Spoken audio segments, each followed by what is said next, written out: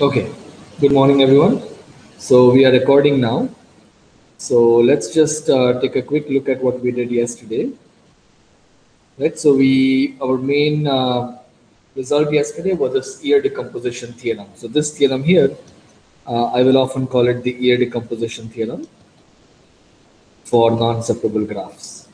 And there are similar results for other classes of graphs, which you might see on assignments or in some future lectures. So this ear decomposition kind of results are quite common in graph theory, and they find lots of applications.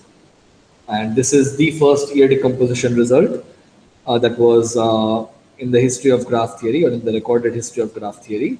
And it is due to Whitney from 1932. Whitney actually made immense contributions to graph theory and was also one of the founders of matroid theory. Matroids can be viewed as a generalization of graphs, but unfortunately we won't have time to study them in this course. But if you're interested, you can look up matroid theory.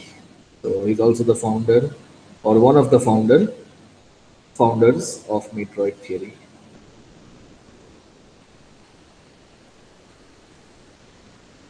Okay. Anyways, so are there any questions or concerns pertaining to ear decompositions?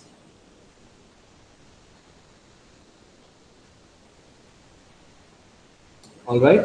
If not, then today I want to start with an application of block decomposition and ear decompositions. Sir, Right? Yeah, go ahead. Aranya? are matroid generalization of graphs? Yes. They are a generalization of graphs, and they may also be viewed as a generalization of the linear independence property in linear algebra. So they somehow capture both things very nicely. Basically, matroid theory has much more applications in graph theory. I don't know if I would say that. Matroid theory, I think graph theory finds a lot of applications, but matroid theory, I think, is somewhat more of theoretical interest. Although matroids do have applications in algorithms and combinatorial optimization, but I would not say that matroid theory has found more applications than graph theory. But again, I'm not an expert on applications, so I could be wrong. But from a theoretical point of view, they are very interesting, definitely. Okay. Okay, sir. Okay. Yeah. Okay. Good.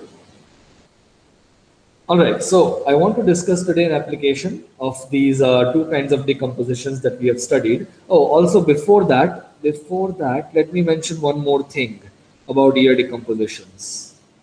You see, an ear decomposition is this G0, G1 up to GR.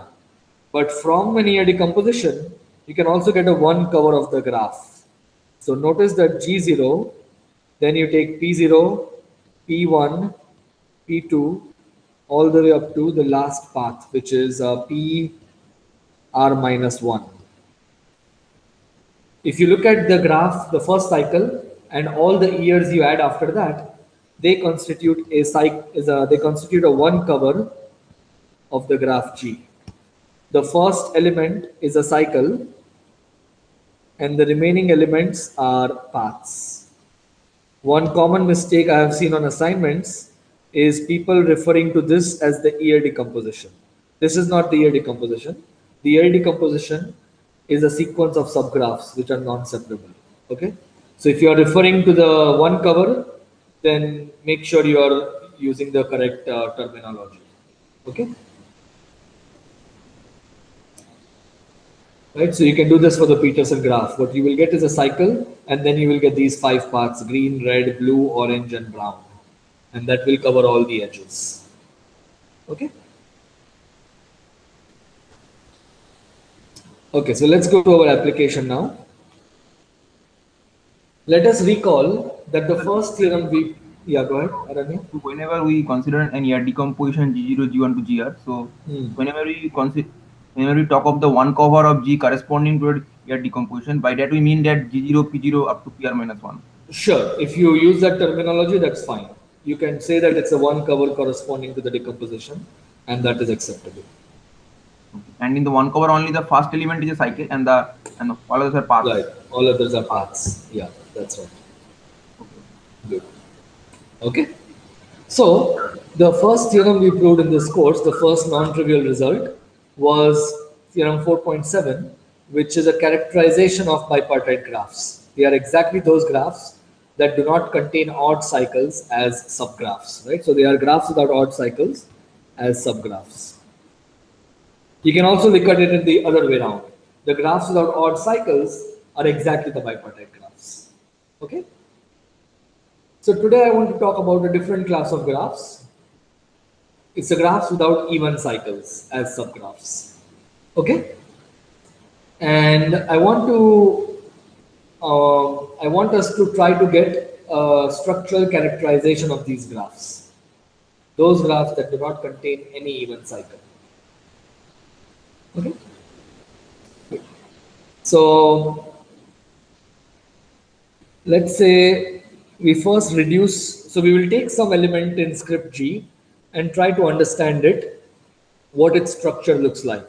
Okay, so the first thing to note is, supposing I give you a graph with a bunch of components, then observe that the graph does not have any even cycles if and only if each component does not have even cycles, right? G belongs to script G if and only if each component of G belongs to script G. Okay, so that can be viewed as a reduction to connected graphs, which is generally the case in almost all problems in graph theory. Well, most problems. Reduction to connected graphs. So now we don't care about disconnected graphs, we just care about the connected graphs. So now let's look at a connected graph, and let's suppose we have a separating vertex. So the graph looks like this. There's a vertex V, G1 and G2, and blah, blah, blah, blah, blah. I won't write it down, right? Suppose V is a separating vertex of G, okay? And let's say G is a connected graph. Okay.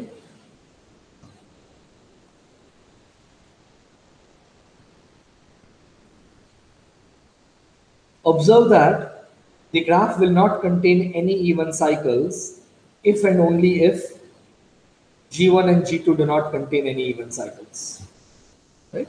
So observe that G is in script G if and only if G1 and G2 are in script G. Both of them. And this just follows from one of the do-it-yourself propositions that you proved in the last lecture, I think. Okay. Because all the cycles will have to be contained either in G1 or in G2. A cycle cannot go through both G1 and G2. Okay. And a consequence of this is that a graph belongs to script G. If you apply this repeatedly, then what you get is, can anybody tell me? If I apply this repeatedly, what can I conclude on the right hand side? I want to make some statement about the blocks of G. Blocks belong to G. Exactly. If and only if each block of G belongs to script G. So this can be viewed as a reduction to non-separable graphs, because blocks are exactly the maximal non-separable subgraphs of a graph. Right? So now we have reduced the problem to non-separable graphs.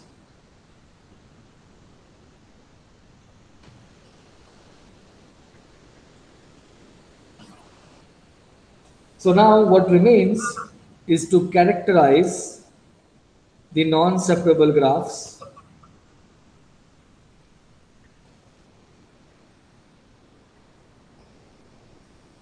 that are in the family script G. Okay, which are the non-separable graphs that do not have any even cycle? Okay, so let's try to do this. Supposing I take some non-separable graph G in the family. Sorry. Okay. Well, what does it mean? It means that G does not have, just to remind you, even cycles. Okay. So what are the possibilities for this graph? I want to understand what can this graph look like. Can it be really, can it have a very rich structure, or is it some very specific graphs that have this structure or that have this property? So notice that K1 and K2 are definite possibilities because they don't have any cycles. So suppose G is not K1 and K2. Okay. So that means that the graph definitely has to contain a cycle. In particular, the graph has an Ear decomposition by the Ear decomposition theorem, right? So if it is not K1 and K2, then it implies that G has an Ear decomposition.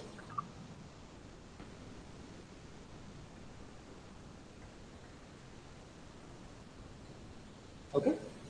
Let's say it's G0, G1, G2, up to GR. G0 is a cycle and GR is our graph G. What can you say about G0? What kind of a cycle does it have to be? Odd cycle. It has to be an odd cycle. Since the graph belongs to script G, clearly G0 is an odd cycle. Okay, so we have an odd cycle. Let me make one odd cycle. Okay, and now we are going to add ears to it. Can somebody tell me what happens now? So, since the path cycle has odd number of edges, if you try to add an ear between two vertices, two different vertices, you will create two different cycles of different parities, because one side will have even number of edges, and the other will have odd number of edges. Exactly. So suppose for the sake of argument, R is at least 1. So which means you're going to add at least 1 ear. Okay. Well, then what happens? Let's add 1 ear. Let's say I add an ear in red color. Okay. So this is my ear.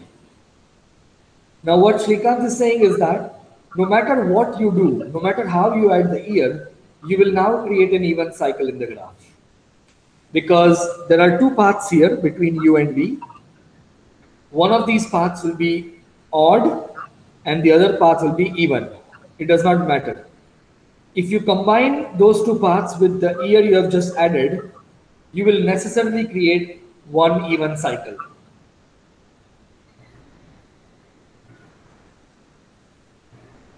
If the ear is of odd length, you combine it with the odd length path. If the ear is of even length, you combine it with the even length path.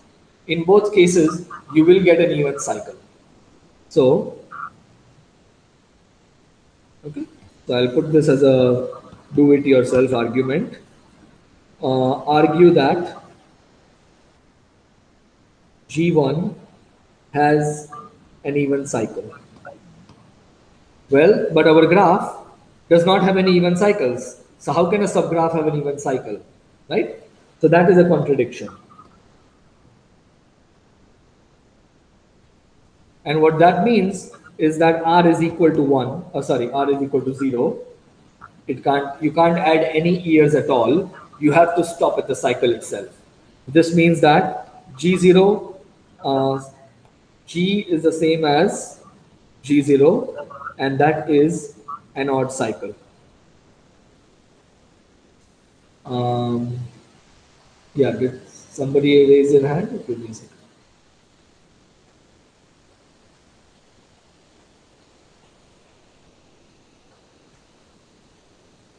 Oh, Aranya, can you mute please? Okay, thanks. Actually, like I was not paying much attention in when you defined an year. Can you add an year between two same vertices? Right, you can't. By definition of year, U is not equal to V. Okay. Yeah. Okay. So that's a good point. So U and V are necessarily distinct vertices, and so your argument works. Okay. So what we get is that the graph G itself has to be an odd cycle.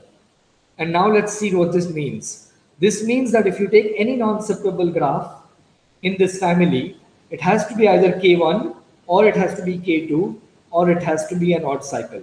Notice that everything we have done is actually if and only if, right? Because K1, K2 and odd cycles clearly do not contain any even cycles.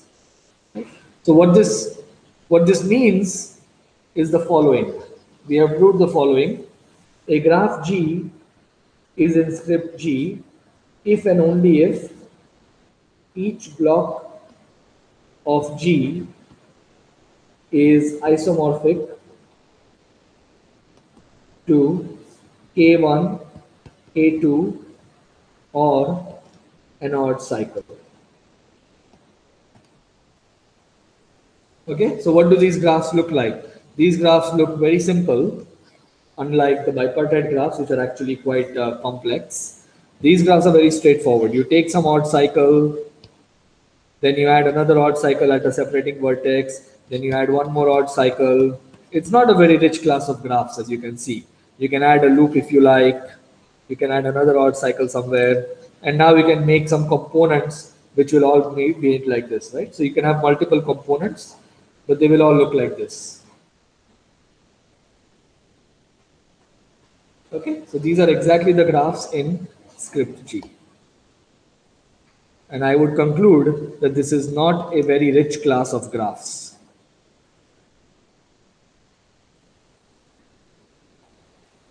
Whereas the graphs without odd cycles, the bipartite graphs, they're actually very rich. You just partition the vertex set into two and you add as many edges between them. So proving statements on bipartite graphs can often be more difficult, but proving statements on this family generally would not be too difficult because they're very simple structured graphs. Okay? So does everybody see how we got to this result? And sir, if we take the intersection of these two families, we will get trees or in general forests. Right, right. Graphs without any cycles at all. Those are exactly the trees, yeah. Forests, yeah. Right, and trees also, forests as well, are not as rich in reality. For most statements on trees, you can prove them by induction on the number of vertices. So they are not as rich as bipartite graphs for sure. Okay? Good. Are there any questions or concerns regarding how we applied the block decomposition and the ear decomposition results to solve this problem? Right, so ear decomposition is something you'll be using extensively on assignments.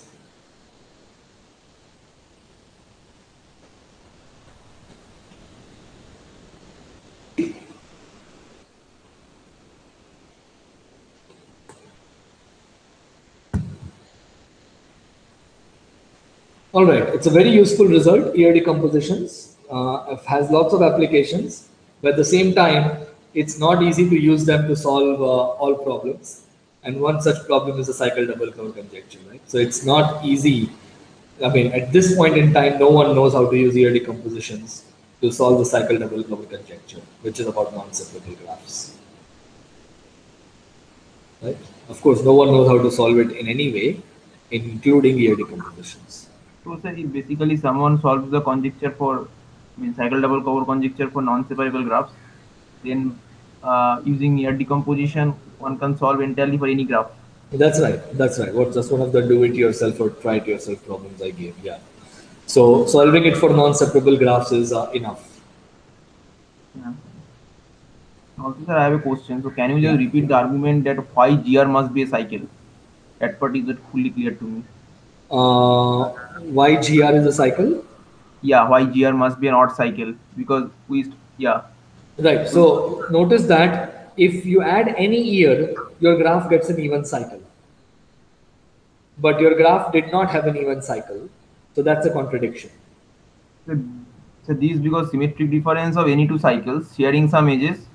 Sorry, symmetric difference of any two odd cycles sharing some edges must be an even cycle. That might be one way to look at it. Yeah. So you have an odd cycle to begin with, then you create another odd cycle, but because of this year, and their symmetric difference is an even cycle. You're right. Yeah. If after adding the year, whatever cycles you are getting, if both these cycles are odd cycles, then the symmetric difference, which is the starting cycle at G0, must be an even cycle. Right. So this is assuming that the two cycles share only a path and they don't interact. Share only a path. Exactly. Yeah. Exactly. Share only right. a path.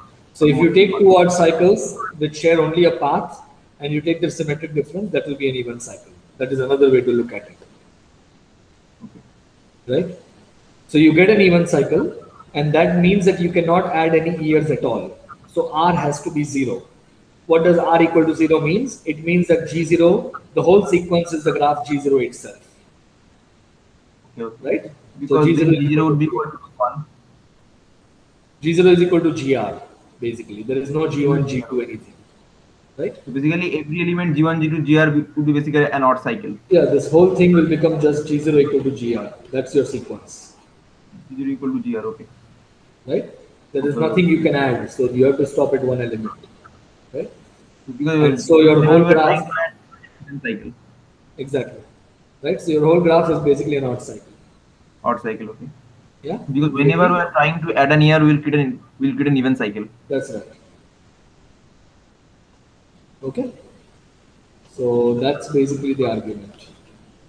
Okay, and now all of these observations imply what I have written here. Okay, and that solves our problem.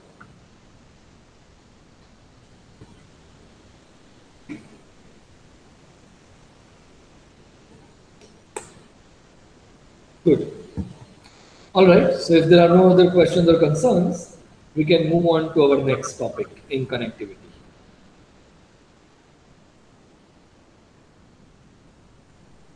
All right, so let's talk about, yeah, go ahead. Sorry, this is not regarding this class, but it's a doubt regarding a previous one.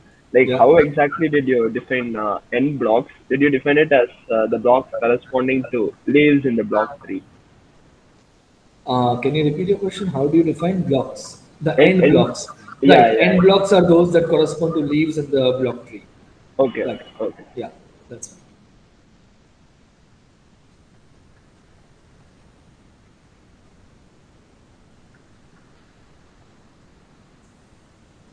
Okay, cool.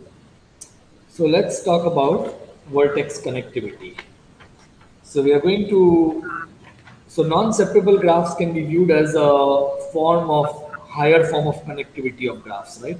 They are graphs that do not have any separating vertices. Sir, I have a question. Yeah. Getting the previous position. So in the previous position, we showed that G in G, if and only every block of G is either K1, K2 or an odd cycle. So by K1, we mean a single vertex or vertex with a loop? You tell me. A loop is an odd cycle or an even cycle? The loop is an odd cycle. Exactly. So K1 without loops. So sorry. No. So K1. Okay, you're right. My bad. So I think it will be K1 with a loop. Yeah. So but the way I wrote it, odd cycle includes loop. So this includes this graph. Okay. So that could be your whole block, because if you have just K1, the moment you add a loop to it, it will become part of a bigger block, right? So the only case where you can get K1 is if your entire component is equal to K1. Otherwise, you will not get K1 as a block. Okay. So by K1 we mean a single loop. No, K1 is just a single vertex. So the only case you get K1 is if your graph has a component which is just a single vertex, right? So maybe there is a component which is like this. Because the moment you have an edge joining K1, one vertex, that will become a block. It will become a block. So right? K1 cannot exist as a block unless it is the whole component. So in any component with at least two vertices, K1 cannot be a block. That's right. K1 cannot be a block. Component must be K1 itself. Then only it is a block. Right. That's the only way K1 can be a block. And by K2 we mean an edge, simply an edge. Yeah, K2 is simply an edge. So in a tree, every block is K2. K2. And when we speak of Watt cycles, in that collection of Watt cycles, we include the self loop. Because K1 with the loop is not. That's right, exactly. So your graph, yeah, so maybe I'll add some K2s here. Right, so this is a bit more general. Now you have K1 with a loop, you have odd cycles, which are also, well, K1 with a loop is also an odd cycle, and you also have K2s, right? So this is a bit more general. Okay? So basically, we consider K1 with the loop as an odd cycle. That's right, K1 with a loop is an odd cycle. Okay. So maybe I'll just say, no, it's okay, you got the point. K1 is a block if and only if K1 is the whole component.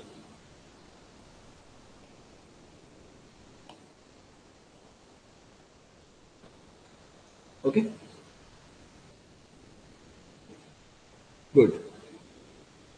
All right. So that, yeah, go ahead. G can also be thought of as those without even without circuits, graphs without circuits, even circuit. Oh, I see. By circuit you mean even closed walk.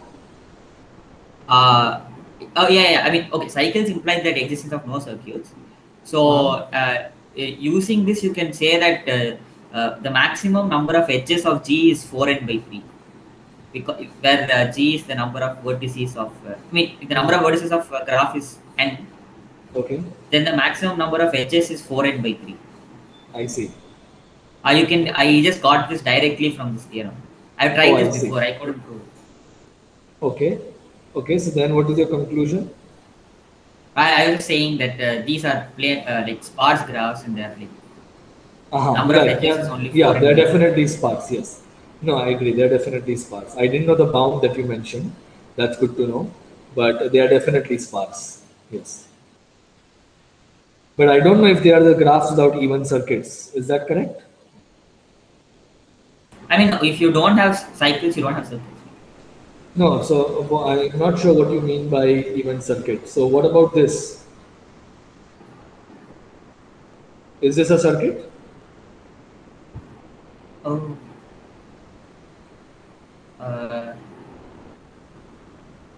Oh, okay. Right? This is a circuit according to your definition, right? Yes, this is a circuit. Right. So you can create even circuits by combining odd cycles.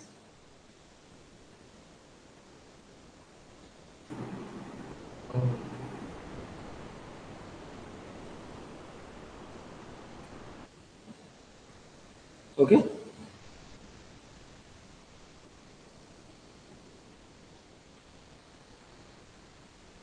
Okay. Yeah, good. All right. So what he's saying is that you can't have too many edges in these graphs. There is an upper bound on the number of edges, which you can derive from the theorem we have proved. So that might be a good do-it-yourself exercise as well. It's a 4n for simple graphs. For simple graphs, 4n/3. For simple graphs, because if you allow loops, then you can add as many loops as you want. Then they become dense, right? No, then like there is no. Then there is no upper bound. You can keep adding loops as many as you want. Yeah. Okay. Okay. Good. All right. Okay. So, any other questions or concerns pertaining to the previous stuff?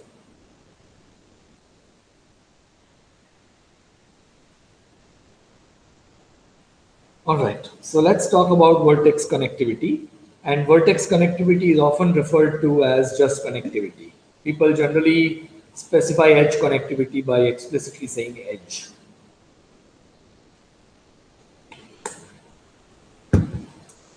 Okay.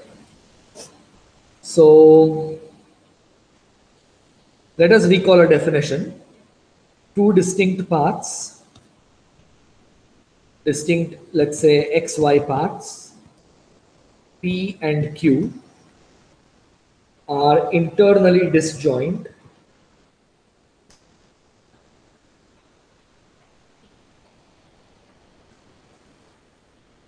if the intersection of these paths is exactly the two vertices x and y, which is obvious because they are both xy paths, so they have to contain the xy vertices in their intersection. But apart from that, there is nothing else in their intersection. So this implies that the intersection of the edge sets will actually be empty. Okay? Sir? Yeah. Why do we want to say distinct XY paths? Won't it be included in the definition of internally disjoint?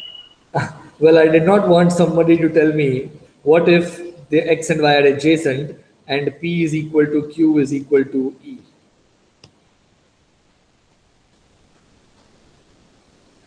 Right? Now they are both sharing the edge E. Yeah, but intersection is not empty, right? Right. So that depends on whether you put this as an implication or you put distinct in the definition, right? So okay. Yeah.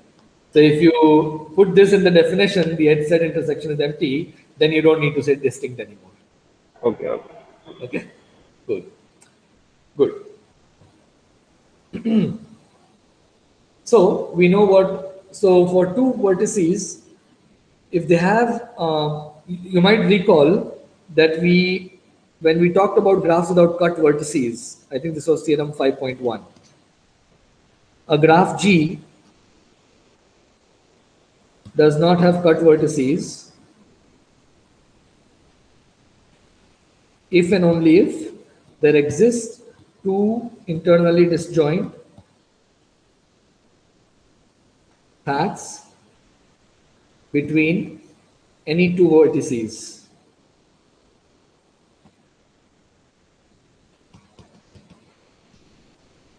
Right? So that is when we talk about internally disjoint paths. And we had an exception here. We needed the graph to have at least three vertices. Otherwise, you get some small counterexamples like K2. Okay? So now what we are going to do is we are going to define a higher form of connectivity, where rather than having just two paths, you could have three paths between any two vertices. Okay?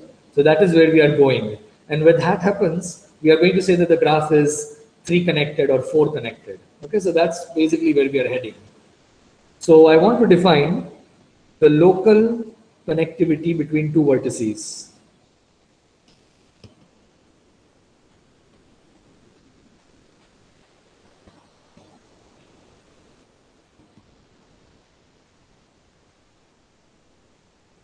Okay, and so if our vertices are x and y, then we will say that the local connectivity P of xy is exactly the maximum number of pairwise internally disjoint paths. Right? So any two have to be internally disjoint. That's what pairwise internally disjoint means.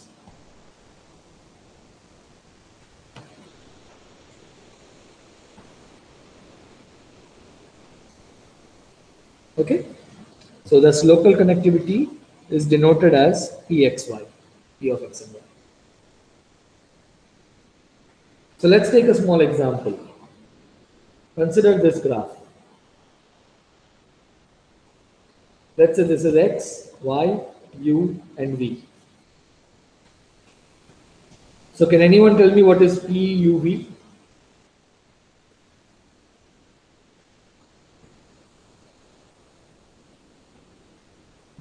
What is it? 2, exactly. And how about Pxy? Pxy will be 3. 3. Right? It will be 3. So no matter how you choose your paths, the maximum between u and v internally disjoint, pairwise internally disjoint, is just 2 paths. You go from u to x, x to v, and you go from u to y and y to v. Right? But between x and y, you can actually find 3 paths, and there is only one way to do this in this graph. It is to take all the 3 paths that you are able to see here. One through u, one through direct edge, and one through B. Okay.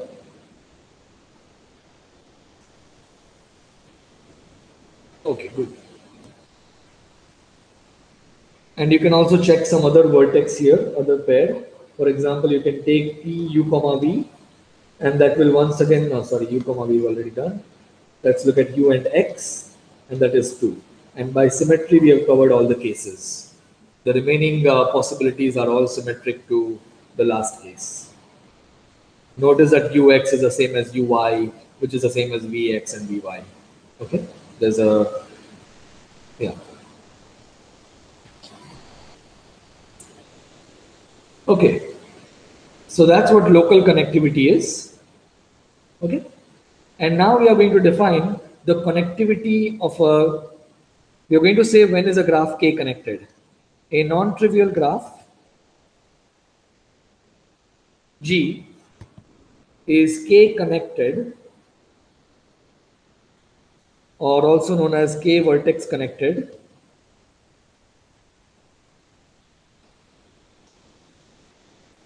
if the local connectivity between any two vertices is at least K.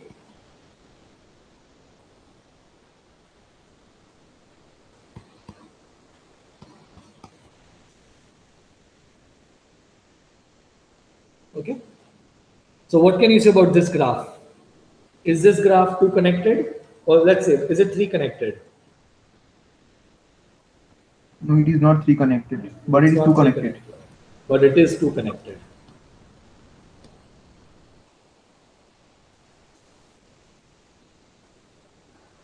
Hello. Yes.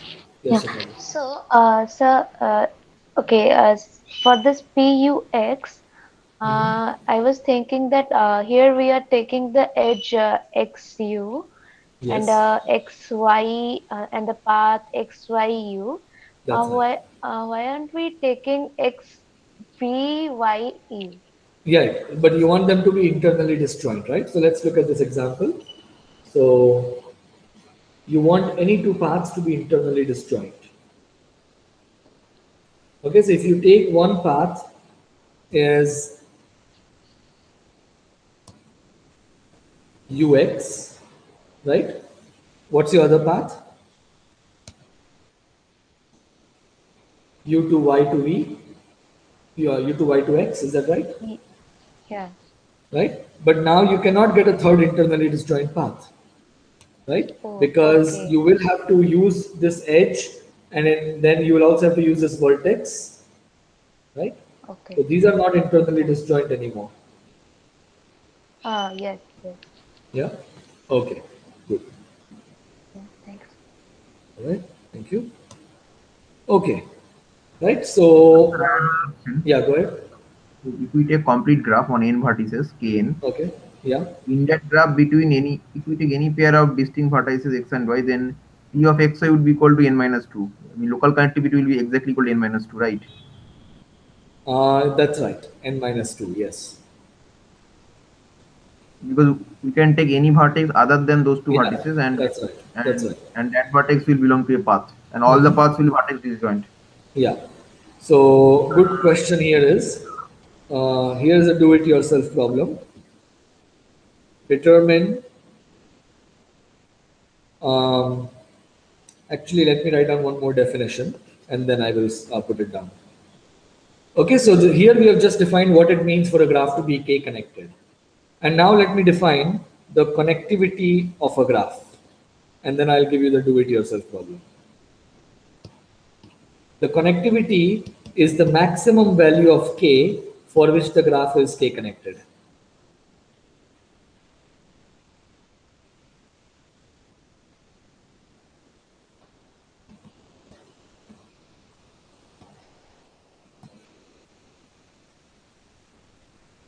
This is the connectivity of the graph G.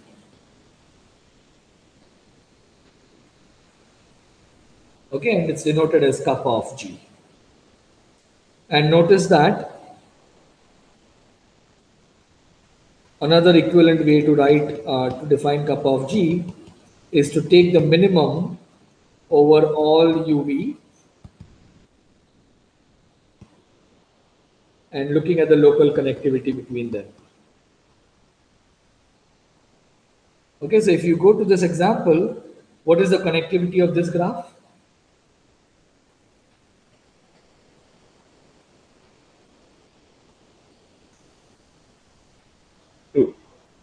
Two, right?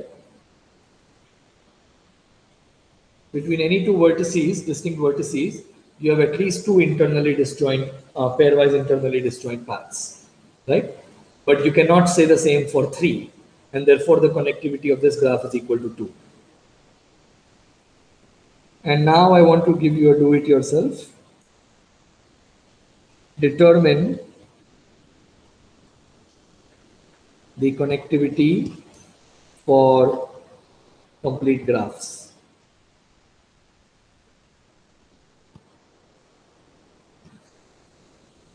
Okay.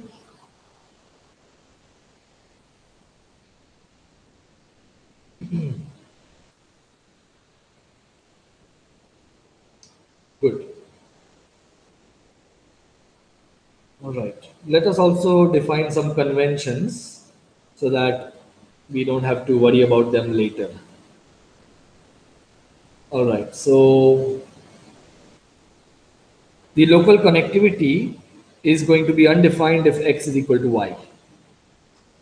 Okay. If x equal to y, then the local connectivity is undefined. Okay. And one more point I want to make is the convention for K1, a graph with one vertex. Because you need at least two vertices to define connectivity, if your graph is exactly one vertex with some loops, with as many loops, we are going to say that this graph is 0 connected and 1 connected, but it is not k connected for any greater k. Okay, this is just to make the theorems work out.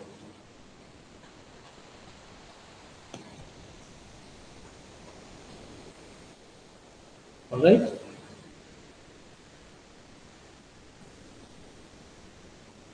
Good. Are there any questions at this point? Is everybody happy with the definition of vertex connectivity? It basically tells you what is the maximum number of pairwise internally disjoint paths between any two vertices.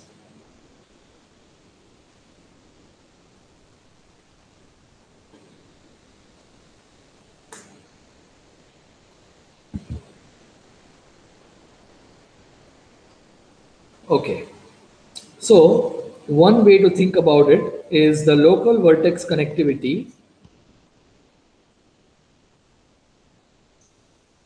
function tells us how well two vertices are connected.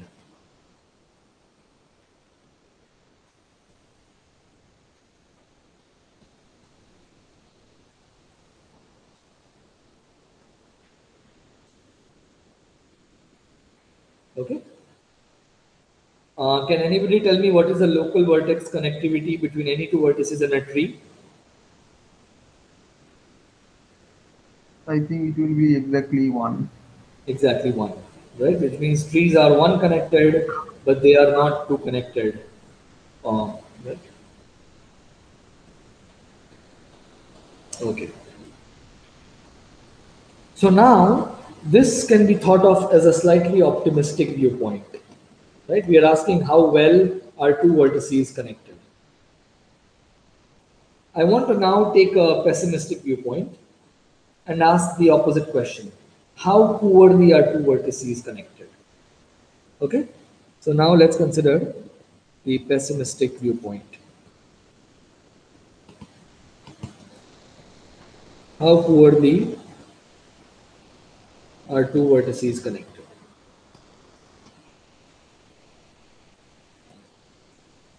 Let's just make this formal. So one way to make this formal is to ask the following. For any two vertices, what is the minimum number of vertices you need to delete in order to disconnect these two vertices? Okay, so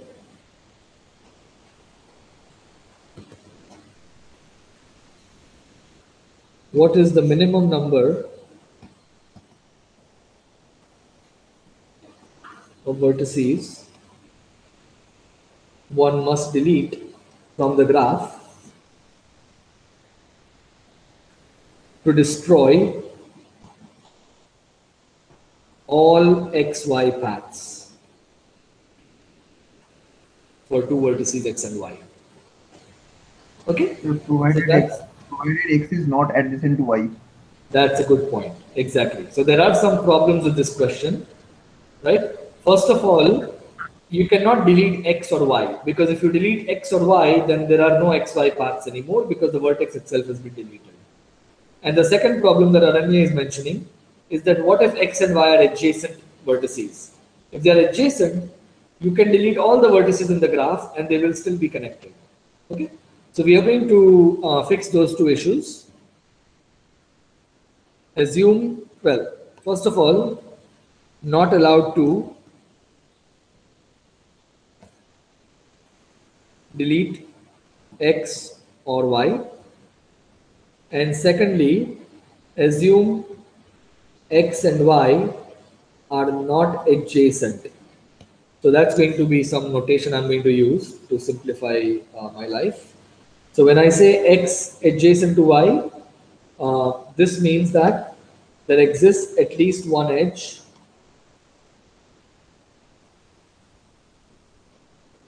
joining x and y, and x not adjacent to y is otherwise. So there are 0 edges joining x and y. Okay. Because we are dealing with graphs with multiple edges, this would be convenient. Okay. Good. So that brings us to our definition. So consider a graph G and two vertices x and y that are distinct and that are non-adjacent. An xy vertex cut. So we have talked about cuts, but then it was edge cuts. But now we are talking about vertex cuts. Is a subset S of the vertex set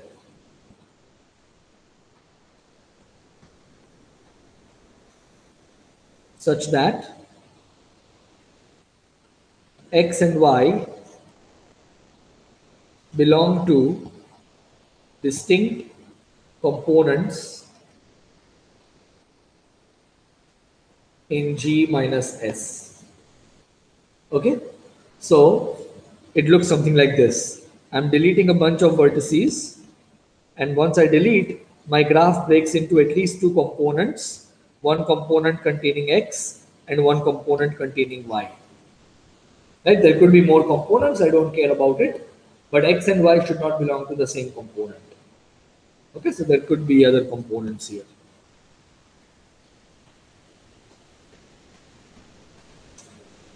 Okay, so an xy vertex cut is also called a vertex cut separating. After deleting the set from G, there could be much more components. There can be more than. That's right. There could be more than two components, but x and y must belong to different components. That's right. Okay, and now we are going to define another function. So we had the local connectivity function, and now we are going to define a local vertex cut function. This is going to be our local vertex cut function. The word local is used because it's for two specific vertices, right? It's not a global property. This is the minimum size, so the minimum number of vertices in an xy vertex cut.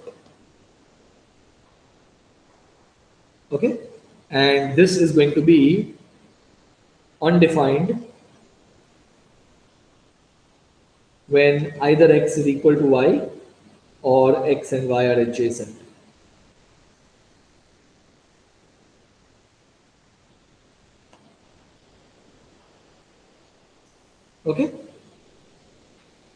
So I'm going to end at a question for you, and we will resume from here tomorrow. So consider the following. X is not equal to y, and x and y are not adjacent in the graph G. So how are these two related?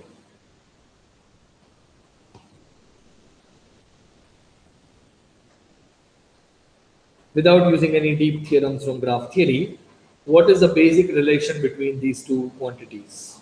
Okay, so just think about it. If some of you already know the answer, that's fine. I want everybody to think about it.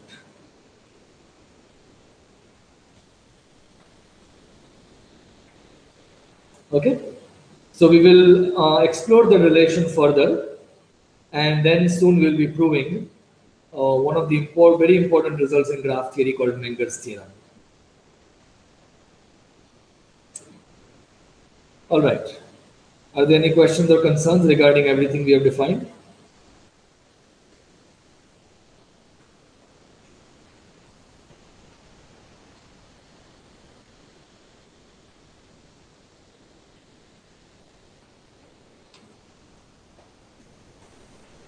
What is C of UV here?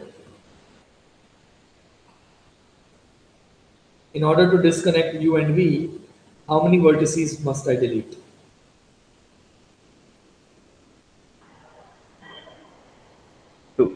2, right? And that's the only pair of non-adjacent vertices, so it doesn't make sense to talk about any other pair.